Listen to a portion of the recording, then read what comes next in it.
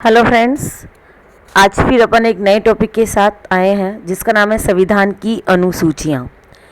तो स्टार्ट करते हैं संविधान की अनुसूचियाँ।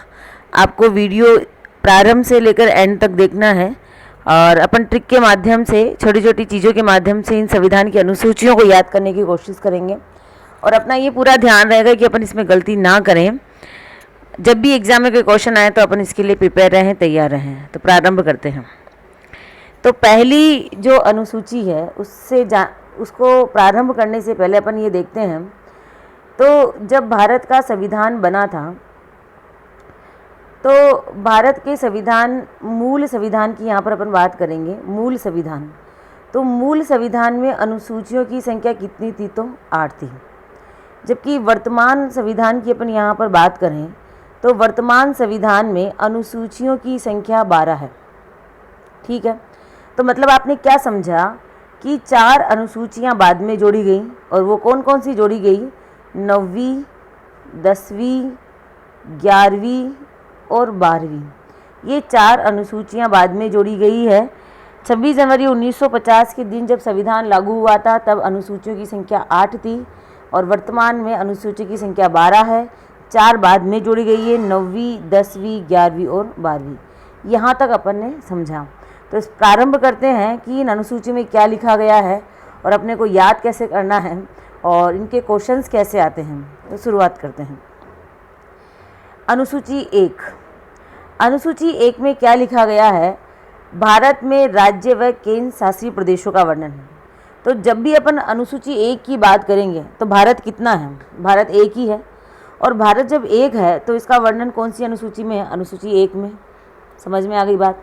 क्या लिखा गया है? तो जब सबसे पहले अनुसूची बनाएंगे तो भारत के बारे में ही जानेंगे।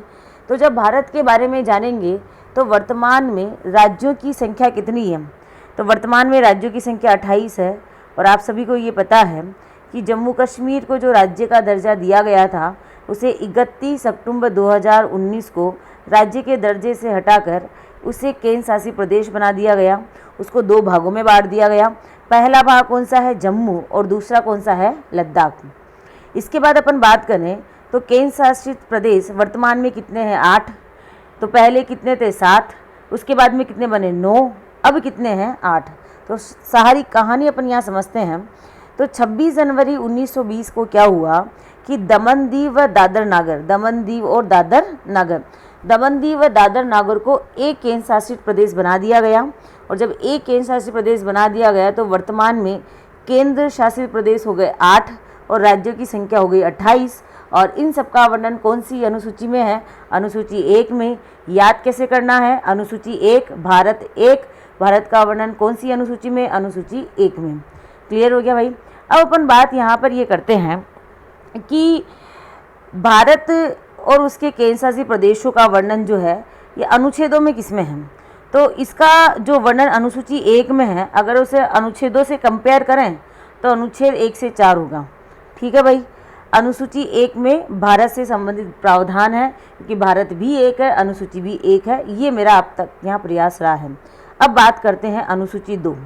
अनुसूची 2 में क्या है? वेतन संबंधी प्रावधान। जितने भी पदाधिकारी हैं उन सभी पदाधिकारियों का वेतन किस में वर्णित है? तो अनुसूची 2 में वर्णित है। ठीक है? अनुसूची 2 को याद करने के लिए सबसे पहले माइंड में क्लियर होना चाहिए कि इसको याद कैसे करें। तो भाई वेतन 2 अनुसूची 2, वेतन देने के लिए बोलना पड़ता है वेतन 2 हमको। जब वेतन 2 तो अनुसूची किस में? अनुसूची 2 में। ये एक छोटी सी ट्रिक आपके लिए। अब अपन थोड़ा सा ये भी समझते हैं कि किस पदाधिकारी का क्या क्या वेतन है। क्लियर है माइंड में? राष्ट्रपति का वेतन कितना है? 5 लाख। उपराष्ट्रपति का वेतन कितना है? 4 लाख। राज्यपाल का वेतन 3,50,000। सर्वोच्च न्यायालय के मुख्य न्यायाधीश का 2,80,000। सर्वोच्च न्यायालय के अन्य न्यायाधीश का 2,50,000। उच्च न्यायालय के मुख्य न्यायाधीश का 2,50,000। उच्च न्यायालय के अन्य न्यायाधीश का 2,25,000। सीएजी का वेतन 2,50,000। महान्यायवादी का 2,50,000। किसके समतुल्य हो गया भाई? सुप्रीम कोर्ट के अन्य न्यायाधीशों के समतुल्य हो गया। और महाधिवक्ता का वेतन 2,25,000 किसके समतुल्य हो गया? तो हाई कोर्ट के अन्य न्यायाधीशों के ये समतुल्य हो गया। तो अनुसूची 1 में तो भारत है और अनुसूची 2 में क्या है, वेतन है। आगे बढ़ते हैं। अनुसूची 3, अनुसूची 3 में क्या है, पहले में तो अपन ने भारत बनाया, दूसरे में इन सबको वेतन दिया और तीसरे में इन पदाधिकारियों को शपथ दिलाते हैं कि भाई हम तुम्हें वेतन दे रहे हैं, तुम शपथ लो कि तुम अपना कार्य पूरा करोगे। तो शपथ शपथ है, कितने शब्द हो गए, कितने वर्ण हो गए, 3 हो गए। तो जब 3 हो गए तो अपने को क्या याद रखना है, अनुसूची 3। अब कौन किसको शपथ दिलाता है ये आपके सामने लिखा हुआ है। राष्ट्रपति को सुप्रीम कोर्ट का मुख्य न्यायाधीश, उपराष्ट्रपति को राष्ट्रपति, राज्यपाल को हाई कोर्ट का मुख्य न्यायाधीश, सुप्रीम कोर्ट के मुख्य न्यायाधीश को राष्ट्रपति, सुप्रीम कोर्ट के अन्य न्यायाधीश को सुप्रीम कोर्ट का मुख्य न्यायाधीश, हाई कोर्ट के मुख्य न्यायाधीश को राज्यपाल, हाई कोर्ट के अन्य न्यायाधीश को हाई कोर्ट का मुख्य न्यायाधीश। इस तरह से सारे वेतन यहाँ पर दिए, इस तरह से सारी शपथें यहाँ पर दी गई है। आपको थोड़ा सा यहाँ पर वीडियो पॉज करना है, एक बार शांति से देखना है, याद करने की कोशिश करनी है और मुझे पूरा विश्वास है कि आप इसको याद कर पाएंगे। अभी अपना मेन मोटो जो है वो यही है कि शपथ है 3 में, वेतन है 2 में, भारत है 1 में। यहाँ पर कुछ और भी दे रखा है कि किसको किस अनुच्छेद के तहत शपथ दिलाई जाती है। जैसे राष्ट्रपति को आर्टिकल 60, उपराष्ट्रपति को 69, राज्यपाल को 159। चलते हैं आगे, ज़्यादा समय आपका नहीं लेंगे। राज्यसभा के सीटों का आवंटन, ये किस में वर्णित है, तो अनुसूची 4 में। राज्यसभा के सीटों का आवंटन, किस राज्य से राज्यसभा में कितनी सीटें जानी हैं, इन सब का वर्णन किस में, तो अनुसूची 4 के अंदर। राज्यसभा का जो एक कैंडिडेट है, एक सांसद है, वो 10 लाख की जनसंख्या का प्रतिनिधित्व करता है। मेंबर ऑफ जो भी है, मेंबर ऑफ सांसद जितने भी हैं, उन सब का वर्णन जो है वो अनुसूची 4 के अंदर यहाँ पर दिया गया है। इसको याद करने के लिए एक छोटी सी ट्रिक आपके सामने यहाँ हो सकती है, ये हो जाएगी भाई चारा, चा से क्या हो जाएगा 4 और रा से क्या हो जाएगा राज्यसभा के सीटों का आवंटन। उसके बाद में आगे बढ़ते हैं, अनुसूची 5 की ओर चलते हैं। अनुसूची 5 को मैं थोड़ा सा जूम कर देती हूँ ताकि वो आपको अच्छे से नज़र आ जाए। अनुसूची 5 के अंदर क्या है, तो अनुसूची 5 के अंदर है अनुसूचित जाति व जनजाति क्षेत्रों का विशेष प्रावधान। मतलब अनुसूचित जाति व जो जनजाति हैं उनके लिए विशेष प्रावधान किए गए हैं। और वो कौन सी अनुसूची में, अनुसूची 5 में। याद करने का तरीका, अनुसूचित कितने हुए भाई 5, तो अनुसूची कौन सी हो गई 5, ठीक है। शपथ है कितने हुए 3, तो अनुसूची कौन सी हो गई 3। वेतन क्या करना पड़ता है, वेतन देना पड़ता है, तो वेतन 2 हो गया। और भारत कितने हैं, तो भारत 1 है, तो अनुसूची 1 हो गई। और 4 से हो जाएगा 4 और राज्यसभा से सीटों का आवंटन। तो ये हो गया अनुसूचित जाति व जनजाति। अनुसूची 6, अनुसूची 6 में क्या है, तो अनुसूची 6 के अंदर अपन ये देखते हैं, तो पूर्वोत्तर भारत के कुछ राज्यों को विशेष प्रावधान। जो पूर्वोत्तर भारत है, जो पूर्व भारत है, उसके कुछ राज्यों को विशेष प्रावधान है। वैसे तो अपन इसे 7 सिस्टर कहते हैं, मगर प्रमुख जो 4 राज्य हैं उनको विशेष दर्जा दिया गया है क्योंकि वहाँ पर अनुसूचित जनजातियाँ ज़्यादा रहती है, तो उनके संरक्षण के लिए इन 4 राज्यों को विशेष तवज्जो दी गई है। और कौन सी अनुसूची में, अनुसूची 6 में, ठीक है। अब ये 4 राज्य कौन से हैं, अपने लिए इम्पोर्टेंट हो जाता है ये जानना। तो 4 राज्य कौन से हैं, तो ये 4 राज्य हैं असम, जो आपके सामने दिया गया है, असम, मिजोरम, मेघालय, त्रिपुरा। इन चारों राज्यों को विशेष दर्जा दिया गया है अनुसूची 6 में। स्वाभाविक सी बात है कि आप ये भूल जाएंगे कि ये 4 राज्य कौन से हैं, क्योंकि आपको तो 7 राज्य याद है। तो एक ट्रिक आपके लिए, अमी में त्रि, एस से असम, मी से मिजोरम, मे से मेघालय और त्रि से त्रिपुरा। तो वीडियो को कई बार देखना है, जितनी ज़्यादा बार आप यहाँ देखेंगे उतनी ज़्यादा बार आप इसको याद कर पाएंगे। अनुसूची 7 की ओर बढ़ते हैं। 7 में लिखा गया है सूचियाँ। क्या लिखा गया है, सूचियाँ, सूचियाँ लिखा गया है। तो सूचियाँ क्या होती है समझेंगे, मगर याद कैसे करेंगे, तो अगर एक ये भी तरीका है, 7 से हो जाएगा 7 और सू से हो जाएगी सूचियाँ। यहाँ पर एक ट्रिक आपके सामने लिखी गई है सासू, उसमें 7 से तो हो जाएगा 7, ये रहा 7, और सू से क्या हो जाएगा सूचियाँ। मतलब सूचियाँ किस में, 7 में है। भारत किस में है, 1 में है। वेतन किस में है, 2 में है। शपथ 3 के अंदर। अनुसूचित जाति जनजाति 5 और छोटी सी ट्रिक 4 से 4 और से राज्यसभा की सीटों का आवंटन। करत करत अभ्यास है, बार बार अपने को अभ्यास करना पड़ेगा इसके लिए। तो अनुसूचियाँ जो दी गई है वो 7 में दी गई है। कितनी सूचियाँ होती है? 3, संघ सूची, राज्य सूची और समवर्ती सूची। संघ सूची पर कौन कानून बनाती है? तो संघ सूची पर कानून बनाती है केंद्र सरकार, राज्य सूची पर राज्य सरकार और समवर्ती पर दोनों ही कानून बनाती है। अब आपके सामने ये दिए गए हैं कि कौन केंद्र कितनी सूचियों पर कानून बना सकता है, यही राइट राज्य को भी है। समवर्ती का मतलब भी केंद्र भी बनाएगा और राज्य भी बनाएगा। जब एक ही मुद्दे पर 2 बंदे काम करेंगे तो जाहिर सी बात है झगड़ा होगा, तो उस स्थिति में बड़ा भाई जो होगा उसकी बात मानी जाएगी। बड़ा भाई कौन? केंद्र की बात मानी जाएगी। जब केंद्र की बात मानी जाएगी तो अपन ये देखते हैं कि कहाँ पर कितनी कितनी सूचियाँ किस किस को दी गई है।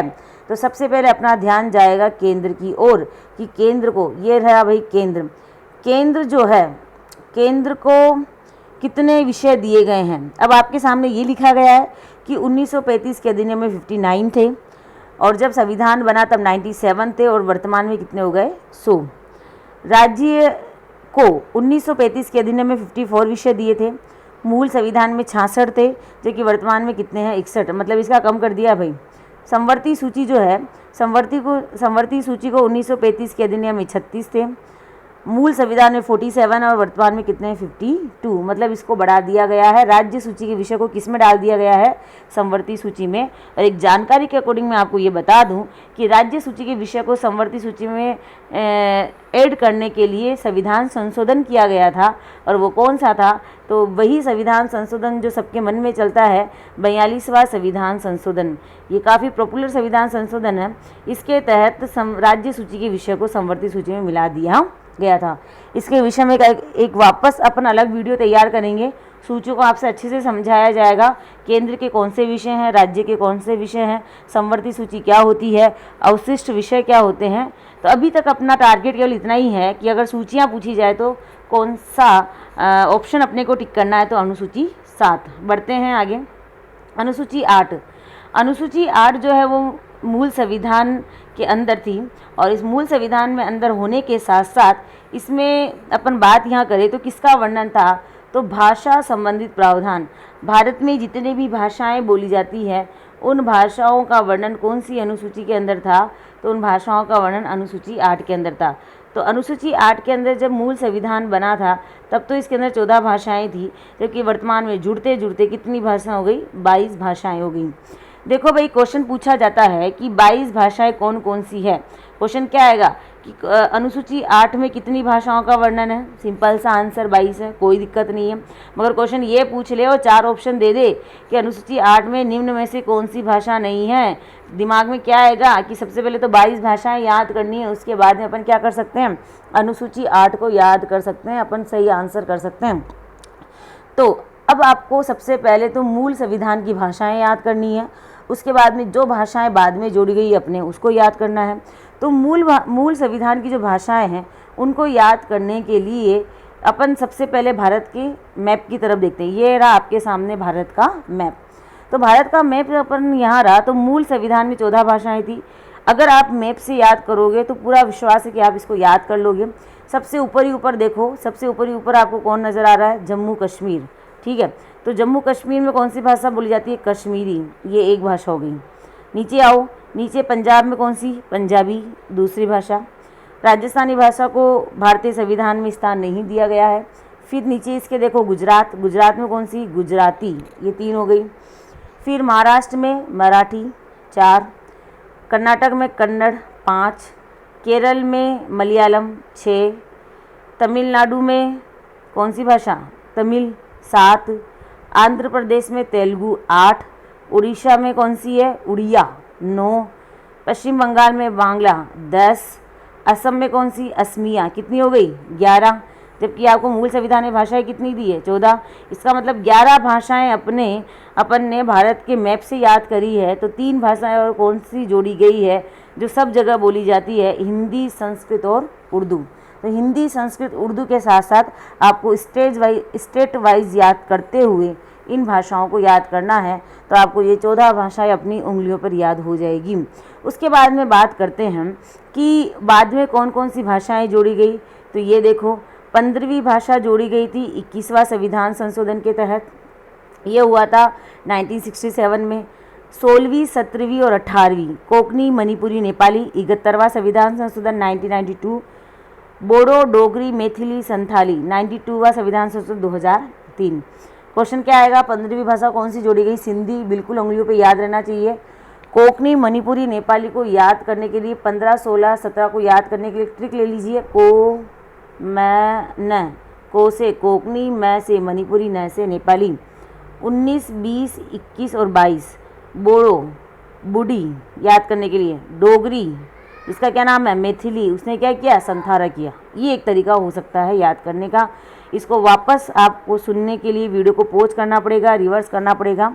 यहाँ तक अपन ने बात करी। उसके बाद बात करते हैं जो बाद में जोड़ी गई है। बाद में 4 अनुसूचियाँ जोड़ी गई, 9वीं, 10वीं, 11वीं और 12वीं। 9वीं अनुसूची को जोड़ने के लिए कौन सा संविधान संशोधन हुआ? तो पहला संविधान संशोधन 1951 हुआ। इस 9वीं अनुसूची को तत्कालीन प्रधानमंत्री पंडित जवाहरलाल नेहरू ने जोड़ा था और ये किससे संबंधित था? भूमि व जमींदारी व्यवस्था से संबंधित था। और जब ये संबंधित था तो मेरा पिछला वीडियो इसी संविधान संशोधन से प्रारंभ हुआ था जिसमें अपन ने केशवानंद भारती बनाम केरल राज्य की बात करी थी। अभी तक अपना यही होना चाहिए कि 9वीं अनुसूची में किसका वर्णन है? भूमि सुधार व जमींदारी व्यवस्था। ठीक है। सेकंड बात, ये इसको कौन से संविधान संशोधन द्वारा जोड़ा गया? पहला संविधान संशोधन 1951। फिर आगे बढ़ते हैं और 10वीं अनुसूची की ओर बढ़ते हुए अपन ये देखते हैं कि 10वीं अनुसूची में दल बदल संबंधित प्रावधान है।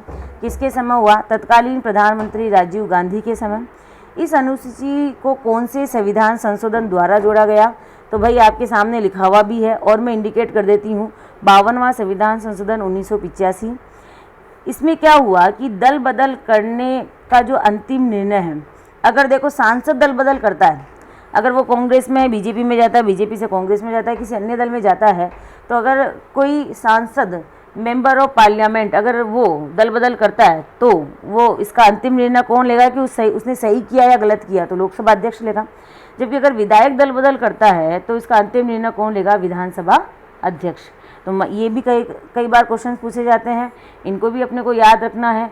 याद करने का तरीका क्या हो सकता है? देखो 10 आ रहा है, 10 से तो हो जाएगा 10 और 10 से क्या हो जाएगा? दल बदल हो जाएगा।